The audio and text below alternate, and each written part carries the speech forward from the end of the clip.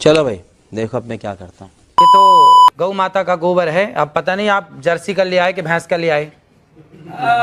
अच्छा, अब ये भेद भी हो जाएगा। बिल्कुल भेद है। अच्छा, हमको सिखा रिया है। तो आप तो इसके जानकार हैं, विशेषज्ञ हैं, आप तो देखकर बता देंगे कि किसका है। नहीं, ये सब देख के बताने की चीजें नहीं है। देसी गाय का गोबर ही शुद्ध है। लेकिन ऐसे देखकर पता नहीं चलता। नहीं, ये पता चलता है, उसके भी गुण होंगे, पर वो यहाँ पे अब कहाँ लिबर्टी ले आए हम आपके बीच में। तो ये क्या ये इसको, जैसे अगर कोई शुद्ध आपके जितना जानने वाला नहीं है, उसको शुद्ध के बारे में पता नहीं है, शुद्ध देसी आपने गाय। कहा गोबर का इस्तेमाल करो। हाँ, वो इसका इस्तेमाल क्या सौंदर्य प्रसाधन में कर सकता है? शुद्ध देसी गाय, भैंस का नहीं और जर्सी का नहीं। जर्सी का तो बिल्कुल नहीं, भैंस का तो बिल्कुल नहीं, केवल शुद्ध देसी गाय वेद लक्षणा। उस गाय के गोबर में गुण है, उस गाय के गौमूत्र में, अर्क में गुण है, सबके मूत्र में गुण नहीं है। गजब बेइज्जती है। नहीं तो अगर इस तरीके से गोबर आपको कहीं मिले तो उसको सौंदर्य प्रसाधन के तौर पर इस्तेमाल नहीं करना चाहिए। ये गोबर खेतों में डाल के खाद बनाने के काम का है, लेकिन जो देसी गाय का गोबर है वह आपके लिए अमृत का। आपने क्या कहा था गोबर के संदर्भ में?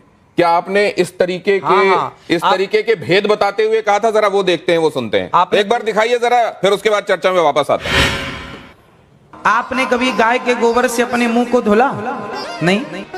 केमिकल युक्त फेस वॉश आप यूज करते हैं, लेकिन शुद्ध गाय का गोबर, इस गोबर से नहाने से चमड़ी का कोई भी रोग हो, मैं गारंटी लेता हूं, चमड़ी संबंधी कोई भी रोग हो, आप गऊ के शुद्ध देसी गाय के दो गोबर से स्नान करेंगे तो आपका चमड़ी का रोग समाप्त हो जाएगा। इतनी ताकत गोबर में है।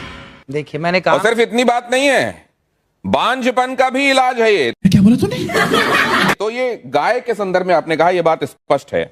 अब जरा प्रियंका गुप्ता जी ये बताएंगे आपकी कितने बार आपने गोबर से फेशियल किया है, गाय के गोबर से लोगों का? हाँ सर, मैंने तो आज तक जो मेरी इंडस्ट्री है इसमें मुझे कहीं पे भी पढ़ाया और सिखाया नहीं गया कि गोबर से आप फेशियल कर सकते हो या गोबर से अपनी स्किन को चमका सकते हो। और जैसे कि बाबा जी बता रहे हैं, और अगर ऐसा है तो इसके ऊपर रिसर्च जरूर करना चाहिए।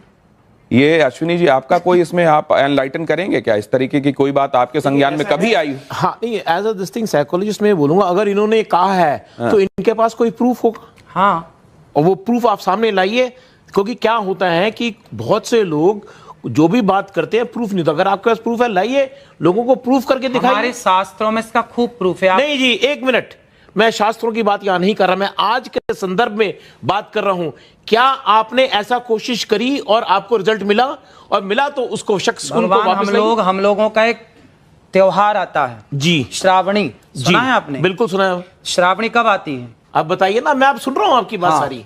श्रावणी में हमारे यहाँ सारा समाज, ब्राह्मण समाज को ये निर्देश शास्त्रों में लिखा, श्रावणी जब होती है तो हमारे यहाँ गोबर से स्नान करने की परंपरा है। अभी श्रावणी में जो आई, उस श्रावणी में हमने खुद, हमारे हजारों ब्राह्मण सबने एक साथ। अनिरुद्धाचार्य जी, एक सेकंड उनकी, एक सेकंड। आप जो कह रहे हैं ना, गोबर का स्नान, कई बार वो किमाच नहीं होती थी जो लोगों के शरीर में लग जाती थी, उसमें नहीं, मैं क्या कह रहा हूँ, कई बार विधान है, हो सकता है श्रावणी में भी नहाते, लेकिन इसका सौंदर्य प्रसाधन के तौर पर इस्तेमाल हो सकता है। कोई एम्पेरिकल इसके लिए एविडेंसेस हैं क्या? हाँ, पढ़िए आप शास्त्रों नहीं, को। अगर अब ये कह रहे हैं शास्त्रों को नहीं, मैं शास्त्रों को आप मानेंगे नहीं। शास्त्र की बात ही कर रहे हैं आज। अरे शास्त्र नए होते नहीं, सब पुराने हैं। देखिए, ऐसा मैं शास्त्र की बात इसलिए नहीं कर रहा, नए थोड़ी होते, कोई हमने थोड़ी लिख दिया शास्त्र। शास्त्र में तो बहुत कुछ लिखा है, परंतु आज के संदर्भ में, आज एक मॉडर्न जमाने में, अरे क्या ये चीज होती है? चलिए इससे आगे निकलते हैं। इसका तो ये तो ठीक है कि आप चेहरे पे कुछ और लगा लेंगे, लेकिन जिनको बच्चे ही नहीं हो रहे हैं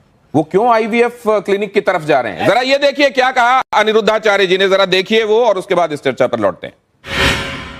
जिसको संतान नहीं होती वो गाय को गेहूं खवाए, और गेहूं जब उसके गोबर से वापस आए तो उसको धुल करके, उसे सुखा करके, उसको पीस करके, उस आटे की रोटी बनाकर भगवान को भोग लगाकर, वो रोटी खाने से संतान प्राप्ति होती है। अनिरुद्धाचार्य जी, हाँ, आप, मैं इस पे बोलूं? आपने ये किस पे एक्सपेरिमेंट किया? खुद पे, दूसरों पे देखा है? आप सही पकड़े हैं। सुनेंगे आप? हाँ। ऐसा है कि देखिए, आप सैकड़ों डॉक्टरों को दिखाइए, यदि सैकड़ों डॉक्टरों को दिखाने के बाद आपको संतान नहीं हो रही है तो आप तो डॉक्टरों से हार गए, डॉक्टर ने मना कर दिया नहीं हो पाएगा। जब सबसे आप हार गए तो एक एक्सपेरिमेंट कर लेने में क्या बुराई है? बात तो सही है। आपने रघुवंशम महाकाव्य पढ़ा होगा, महर्षि कालिदास जी ने उसको लिखा है। भगवान राम के जो पूर्वज थे उनका नाम था दिलीप, उनके भी कोई संतान नहीं हो रही थी। तब राजा दिलीप ने गौ माता की सेवा की और गौ माता की सेवा से दिलीप के संतान हुई जिनका नाम रघु पड़ा, रघुवंश उनके नाम से आगे चला। यदि राम का वंश गौ माता की सेवा से आगे चला तो हमारा और आपका वंश भी गौ माता की सेवा से चलेगा। तो तब जब नहीं एक सेकंड, जब दशरथ जी को आज भी है, जब दशरथ जी को यही समस्या सामने आई तो उनको तो यज्ञ कराना, पुत्र काम यज्ञ कराना पड़ा। तो वो इस विधा से क्यों नहीं हो गया? फिर क्या बोला तूने? इस विधा से हुआ। आप समझो, दशरथ जी ने यज्ञ कराया तो यज्ञ में क्या लगता है? यज्ञ किससे संपन्न होता है? भैंस के घी से आहुतियां नहीं होती है ना, बकरी के घी से आहुतियां नहीं होती। जब तक वेद लक्षणा गाय का उसमें घी प्रयोग ना होगा तब तक आपका कोई यज्ञ संपन्न ही नहीं होगा। बिना गाय के ना कोई यज्ञ संपन्न हो सकता है, ना कोई पूजा संपन्न हो सकती है। समझ रहे हो? समझ रहे हो आप? समझ रहे हो? नहीं, लेकिन एक चीज साइंस ये कहता है कि अगर आपने एक खास तरह की परिस्थितियों में खास एक्सपेरिमेंट किया है तो आपको खास रिजल्ट मिलेगा। आप उसको दोहरा सकते हैं। मैंने तो इस रोटी को खाई है, जो मैंने बोला है, मैंने तो इस रोटी को खाया है। मैं नहीं मानता।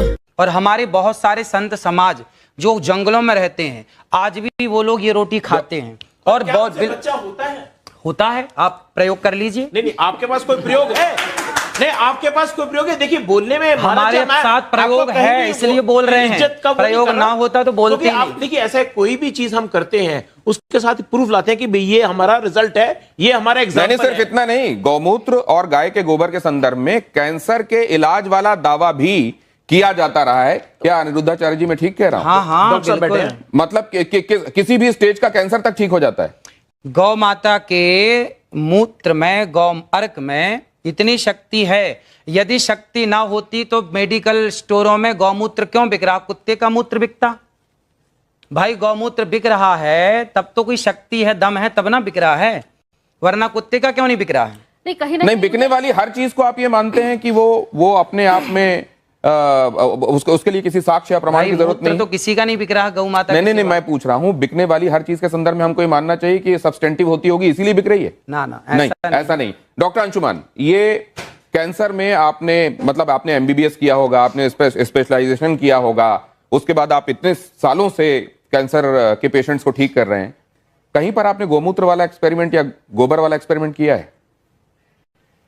शुरुआत यहां से करें कि हमारा संविधान आर्टिकल 51A सेक्शन H कहता है citizen of India should have scientific temper. वैज्ञानिक सोच रखना चाहिए। गैर वैज्ञानिक सोच रखना और उसको प्रत्यक्ष प्रमाण बोलना असंवैधानिक बात है और कानून के खिलाफ है, पहली बात। दूसरी बात, जो कैंसर ठीक होने की बात है, चाहे गोबर गाय का हो, भैंस का हो या किसी का हो, गोबर होगा। लेबोरेटरी की बात इन्होंने कही है, कैंसर ठीक होने की बात कही है। मैं अभी लाइव या रिकॉर्डेड इस पे चैलेंज करता हूं, मरीज इनका मॉनिटर मैं करूंगा, कैंसर है, जांच कराऊंगा, ठीक करें। जिस दिन मरीज ठीक हो जाएगा जांच करके मैं चेक करूंगा, मैं आज से डॉक्टरी छोड़ के इनका चेला बन।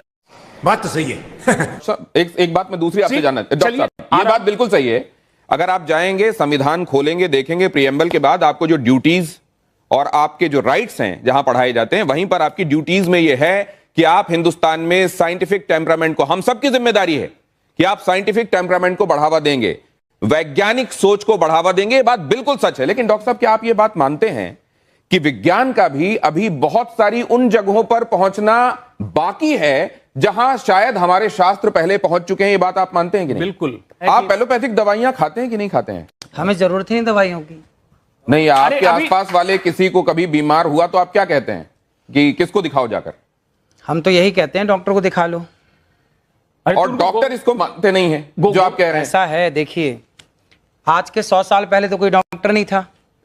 10,000 साल पहले सुश्रुत महर्षि, हाँ ना, आखिर आए तो वेद में ही आ गए ना। आप भी वेद में नहीं है, क्यों बात समझिए, बात की बात कर रहे हैं तो वेद में ही थे। अरे भाई, भारत का हर डॉक्टर सुश्रुत और चरक का संतान है। हाँ। भले हम मॉडर्न मेडिसिन प्रैक्टिस करें, आयुर्वेद प्रैक्टिस करें,